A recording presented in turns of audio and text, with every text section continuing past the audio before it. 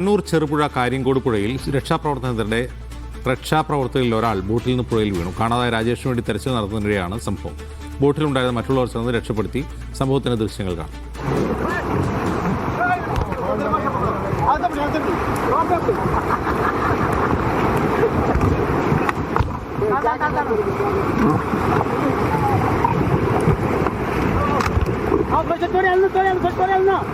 മുഹമ്മദ് സൈഫുള്ള അവരുമായി ചേരുന്നു. സൈഫുള്ള, എന്താണ് സംഭവിച്ചത്?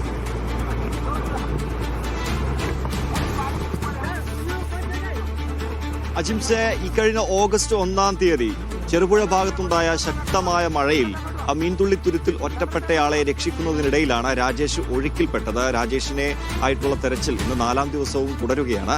ഈ കഴിഞ്ഞ ദിവസം തെരച്ചിൽ നടത്തുന്നതിനിടയിലാണ് രക്ഷാപ്രവർത്തകർ സഞ്ചരിച്ച ബോട്ട് വലിയൊരു കുത്തൊഴുക്കിൽപ്പെട്ട് ബോട്ടിലുണ്ടായിരുന്നവർ ഈ പുഴയിലേക്ക് വീണത്. പിന്നീട് ആ ബോട്ടിലുണ്ടായിരുന്നവർ ചേർന്ന് തന്നെ അവരെ രക്ഷപ്പെടുത്തി. അവർ ലൈഫ് ജാക്കറ്റൊക്കെ ധരിച്ചതുകൊണ്ട് തന്നെ വലിയ അപകടങ്ങൾ ഒന്നും തന്നെ ഉണ്ടായില്ല. വലിയൊരു കുത്തൊഴുക്കുള്ള പുഴയാണിത്. മാത്രമല്ല പലയിടങ്ങളിലായി വലിയ വലിയ പാറക്കെട്ടുകളുമുണ്ട്. അതുകൊണ്ട് തന്നെ ഇവിടെ രക്ഷാപ്രവർത്തനം നടത്തുക എന്നുള്ളത് കുറച്ച് ബുദ്ധിമുട്ടുള്ള കാര്യമാണ്. ഈ പുഴ കടത്തിയാണ് രാജേഷ് ബെന്നി എന്ന് പറയുന്ന തുരുത്തിൽ ഒറ്റപ്പെട്ട ബെന്നി എന്ന് പറയുന്ന വ്യക്തിയെ രക്ഷപ്പെടുത്തിയത്. പിന്നീട് കരയിൽ കയറാൻ കരയുടെ അടുത്തെത്തിയപ്പോൾ കയറിൽ പിടിക്കുന്ന സമയത്താണ് രാജേഷിന് നിയന്ത്രണം നഷ്ടപ്പെട്ട് ഒഴുക്കിൽപ്പെട്ടത്. പിന്നീട് പല ആളുകളും പറയുന്നത് രാജേഷ് നീന്തുന്നത് കണ്ടിട്ടുണ്ടായിരുന്നു.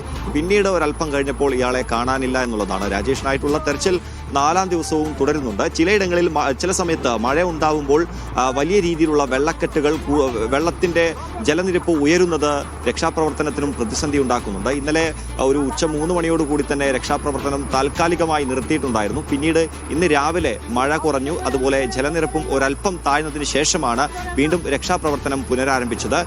രാജേഷ് ഒരു നീന്തൽ വിദഗ്ധനാണ്. തിരുവനന്തപുരം സ്വദേശിയാണ്. ഇയാൾ ഇവിടെ റിവർ റാഫ്റ്റിംഗിൽ നടത്തുന്ന ഒരു സ്വകാര്യ റിവർ റാഫ്റ്റിംഗ് കമ്പനിയിലെ ജീവനക്കാരനാണ്. കഴിഞ്ഞ പ്രളയത്തിന്റെ സമയത്തൊക്കെ ഇതിനേക്കാളും വലിയൊരു കുത്തൊഴുക്കിൽ പലരെയും രക്ഷപ്പെടുത്തിയ ആളാണ്. അതുകൊണ്ട് ഈ ഒരു കുത്തൊഴുക്കിലും നിന്നും നീന്തി രക്ഷപ്പെടാനുള്ള സാധ്യത ഉണ്ട് എന്നുള്ളതാണ് രാജേഷിന്റെ ബന്ധുക്കൾ പറയുന്നത്. തിരുവനന്തപുരത്ത് നിന്ന് രാജേഷിന്റെ ബന്ധുക്കൾ കഴിഞ്ഞ ദിവസം കണ്ണൂരിലെത്തിയിട്ടുണ്ടായിരുന്നു. ഈ പുഴക്കപ്പുറം കർണാടക വനമാണ്. ഈ വനത്തിലേക്ക് രാജേഷ് ഒരുപക്ഷെ നീന്തി കയറിയിട്ടുണ്ടാവാം എന്നുള്ളൊരു പ്രതീക്ഷയും കുടുംബത്തിന്റെ ഭാഗത്ത് നിന്ന് ഉണ്ടായിട്ടുണ്ട്. അതുകൊണ്ട് ഈ വനഭാഗങ്ങളിലുമൊക്കെ വനത്തിനകത്തും രാജേഷിനായിട്ടുള്ള പരിശോധനയും ഒരു സംഘം നടത്തുന്നുണ്ട്.